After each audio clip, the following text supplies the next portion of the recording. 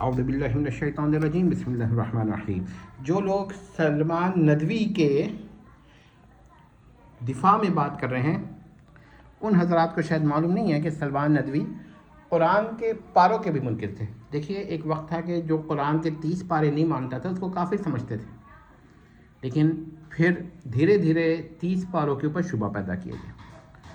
تو میں یہ پڑھ رہا ہوں، یہ چیز ورک کیا ہے میں نے، اور اس پہ سلمان ندوی کے بنیادی اعتراضات کا بھی ذکر کروں گا، اور یہ بھی کہوں گا کہ یہ پارے کتنے اہم ہیں۔ اچھا دیکھیے، القرآن المقدس کے 30 اجزاء، پارٹس یا پارے ہیں، جو تقریباً 1000 سال سے اس پر اجماع ہو چکا ہے۔ اگر 500 سال سے بھی اجماع ہوا ہوتا ہے نا تو بڑی بات تھی، یہ تو 1000 سال کی بات ہے۔ ان پاروں پر سب سے پہلے اسرار احمد صاحب نے اعتراض کیا، پھر سلمان ندوی آجہانی نے اعتراض کر ڈالا، ذرا سمجھ لیجیے بات کو، اور پھر اور بھی لوگوں نے کیا ہے، لیکن یہ کہ ان لوگوں نے ذرا اکیڈمک کیا۔ ان حضرات کی بنیادی دلیل صرف یہ ہے کہ اجزاء یا پاروں کی تقسیمات، مضمون اور سور، یعنی قرآن کے سورہ کی جمع سور، یاد رکھیے گا، سین وورا سورہ کی جمع ہے، یہ عربی کا لفظ ہے، کے اعتبار سے نہیں، یعنی کہ مضامین کے اعتبار سے نہیں ہے۔ ایک پارہ اچانک کہیں ختم ہو جاتا ہے، ٹھیک ہے، مضمون مکمل نہیں ہوتا۔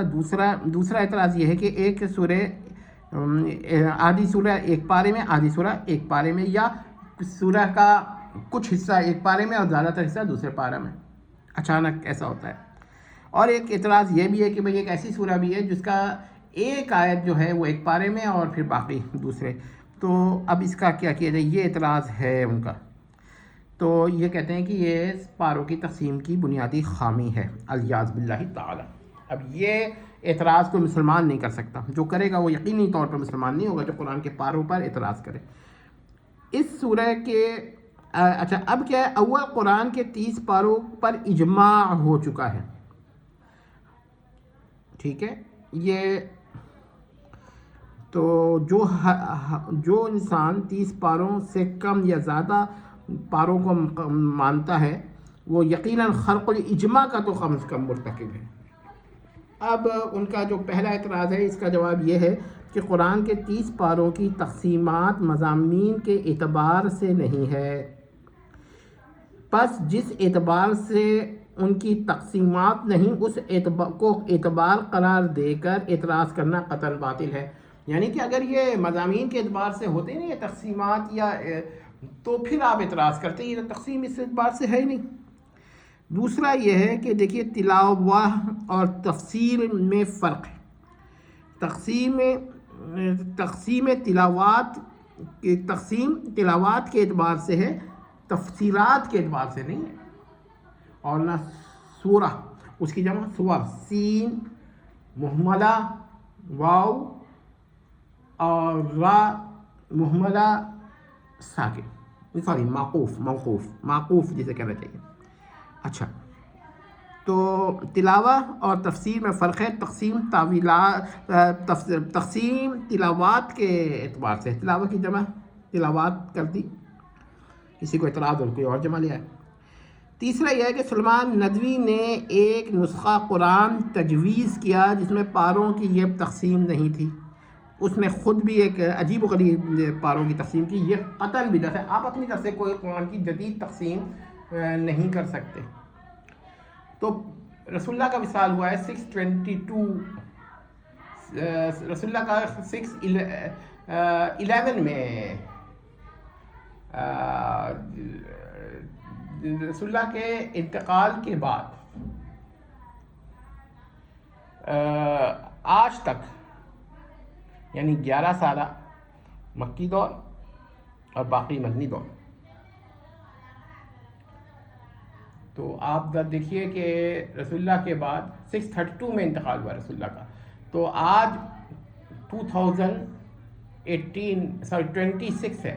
تو آپ مجھے ایک بات بتائیے کہ یہ کچھ پہلے اس سے انہوں نے ایسا قرآن پیش کیا۔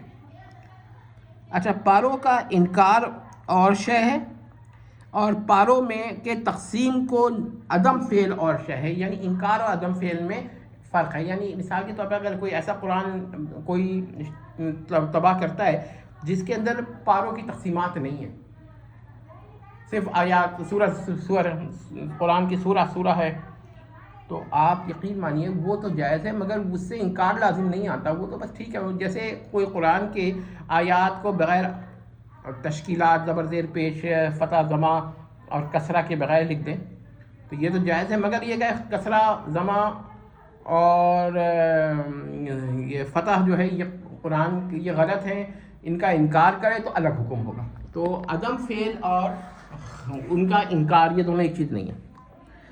پاروں کا انکار اور شے ہے، اور پاروں کو کسی نسخے میں نہ بنانا اور ایسا ہی نسخہ بغیر پاروں کے لکھ دینا اور شے ہے، اس سے انکار لازم نہیں آتا، عدم فعل لازم آتا ہے. یعنی جیسے اعراب اور تشکیلات ہیں نا، ان کے بغیر بھی آیات لکھی جا سکتی ہیں، تو یہ انکار نہیں ہے، اور جو انکار کرے گا تو وہ الگ حکم ہے. تو قرآن کے 30 پاروں کا انکار قطعاً انکار ہے اجماع کا، اور اجماع کا انکار کفر ہوتا ہے. عدم ذکر اور عدم وقوع پر بحث الگ الگ ہیں، انکار الگ شے ہے اور ان کو ایک قرار دینا باطل ہے. اس بنیاد پر سلمان ندوی پر انکار اجماع کا حکم لگے گا. جن کے نزدیک انکار اجماع کفر ہے وہ انکار اجماع کو کفر قرار دیں گے، لیکن جو لوگ سلمان ندوی کا دفاع کر رہے ہیں وہ ان کے ایمانات خطرات میں ہیں. ذرا غور کر لیجیے گا. اب میں آپ لوگوں کو ایک بات اور بتاتا ہوں کہ بہت سارے لوگ کہتے ہیں کہ بھائی پاروں کا کیا ثبوت ہے. اس کا ثبوت حدیث سے نہیں ملے گا تو وہ کہیں گے کہ ہے ہی نہیں، آیات سے نہیں ملے گا تو کہیں گے ہے ہی نہیں. یہ اس کا ثبوت ہے اجماع. اجماع ایک دلیل قطعی ہے، اور 1000 سال سے یہ پاروں کی تقسیمات تقریباً چل رہی ہیں. چلیے آپ اگر 800 سال بھی کہتے ہیں نا، تو 800 سال بہت بڑا عرصہ ہوتا ہے اجماع کے ثبوت کے لیے. باقی کس نے کیا ہمیں اس کا تعین کرنے کی ضرورت نہیں ہے، خود بخود ہو گیا، دھیرے دھیرے ہو گیا، بتدریج لوگ 30 پاروں پہ جمع ہو گئے، تدریجاً لوگ 30 پاروں پہ جمع ہو گئے، یا کسی وجہ سے ہو گیا، یہ ایک الگ بحث ہے، ہم اس بحث میں نہیں پڑھتے. اس سے بحث سے اجماع کا خرق لازم نہیں آتا. تو اگر کوئی قرآن کا نسخہ ایسا ہو جس میں پارے کی تقسیمات کا ذکر ہی نہ ہو، پاروں کا ذکر ہی نہ ہو، تو یہ تو ٹھیک ہے، مگر انکار الگ چیز ہے. یہ لوگوں کو فرق نہیں کرتے. تو میں عرض کرتا ہوں کہ سلمان ندوی نے پاروں کا انکار کیا ہے، اجماع کا انکار کیا ہے.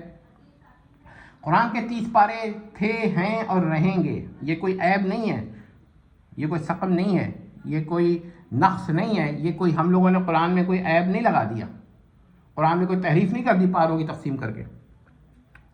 یہ تو بالاتفاق. یہ تو پھر ایسا ہے کہ اگر کوئی اس کو ہی تحریف قرار دے تو زبر زیر پیش جو قرآن میں لکھا جاتا ہے اس کو بھی وہ کہہ دے گا کہ بھائی خط کوفی میں تو نہیں تھا، یہ بعد میں خط کوفی میں جب یہ ڈالا گیا تو یہ کیا کہتے ہیں بدعت ہو گئی یا قرآن میں تحریف ہو گئی.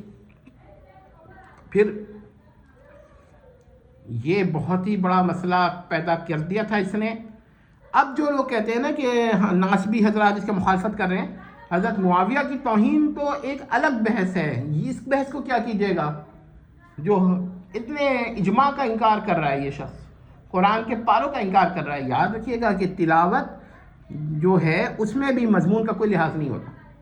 آپ پڑھ رہے ہیں، آپ نے آیات پڑھی، 3 آیت پڑھ لی، اب کسی بھی وہ مضمون میں مکمل ہو نہ ہو، نماز ہو جائے گی آپ کی. تو پھر یہ کس طرح یہ کہہ سکتا ہے؟ تو اس کو اپنے بہت زیادہ اس کو شوق تھا قرآن کے اوپر بولنے کا. تو دیکھیے بات یہ جو صحابہ کی توہین کرتا ہے، تو اب ہم یہ کہیں گے یہ پاروں کا پہلے منکر تھا، تو ظاہر بات ہے کہ اس کے اثرات میں تو صحابہ کا منکر ہوگا نا. امید کرتے ہیں کہ مسئلہ آپ کی سمجھ میں آ گیا ہوگا. انشاءاللہ یہ غلطی بھی اس کی پتہ چل گئی ہوگی. اس کے بعد بھی اگر کوئی کہتا ہے کہ ہم ناسبی ہیں تو ہمیں ان کو واضح بتا دیتا ہوں کہ ہم یزید کو اچھا کہنے والے کے پیچھے نماز کے قائل نہیں ہیں. مطلب ہم نہیں پڑھتے. باقی تکفیر وہ اگر پاروں کو مانتا ہے تو اس لحاظ سے ہم یہ کہیں گے کہ وہ سیدنا حسین کے بجائے یزید کو حق میں مان رہا ہے تو اس کے پیچھے نماز نہ پڑھیے. اس سے زیادہ آپ کیا چاہتے ہیں؟ اس کے اوپر بھی اگر کوئی ناسبی ہمیں کہنا چاہتا ہے تو شوق سے کہیں، ہمیں اس کے پابند نہیں ہے. لیکن ناسبی پہ انشاءاللہ لیکچر بنائیں گے کہ ناسبی کس قسم کے لوگ ہوتے ہیں. اور پھر میں آپ سے ایک بات کہنا چاہتا ہوں، سلمان ندوی جو تھا یہ رافضی کا بدترین شکل تھا، جس حد تک مرزا جہلمی نہیں جا سکے. تو آپ سمجھتے ہیں کہ اس کے پیچھے نماز. اب وہ علماء دیوبند جو اس کے ساتھ نرم ہیں، ہمیں سمجھ میں نہیں آتا کہ وہ دیوبندی رہے کہ نہیں رہے، بلکہ ان کو تو دیوبندی کہنا دیوبند کی توہین ہے. اگر وہ اہل حدیث ہو کر بھی کوئی اگر سلمان ندوی کی حمایت کرے تو اس کو اہل حدیث کہنا اہل حدیث کی توہین ہے. کوئی یعنی اہل سنہ، یہ دیوبند اور اہل حدیث یہ اہل سنہ ہی میں ہے، تو اہل سنہ ہو کر بھی کوئی دفاع کرے تو وہ اس کو اہل سنہ کہنا اہل سنہ کی توہین ہے. اس کے باوجود اگر آپ یہ سمجھتے ہیں کہ یہ ناسبیت ہے تو ایسی ناسبیت، یہ ناسبیت نہیں ہے. اس کو میں، یہ آپ کا اپنا ذہن ہے، آپ کی اپنی تعریف ہے. سلمان ندوی کی نماز جنازہ ہوئی یا نہیں ہوئی، یہ اس پر انشاءاللہ میں نے بنا بھی چکا ہوں ایک ویڈیو، اور لیکن کھل کر اس میں ایک ویڈیو اور بھی موقع ملا تو بنا دوں گا کہ، اور جیسے میں یہ کہہ چکا ہوں کہ جو اعتقادی طور پہ ملعون ہو، خواہ کافر نہ ہو، اس کے لیے مغفرت کی دعا نہیں کرنی چاہیے. میرا اپنا یہ رائے. تو امید کرتے ہیں کہ آپ کو سمجھ میں آ گیا ہوگا. والسلام.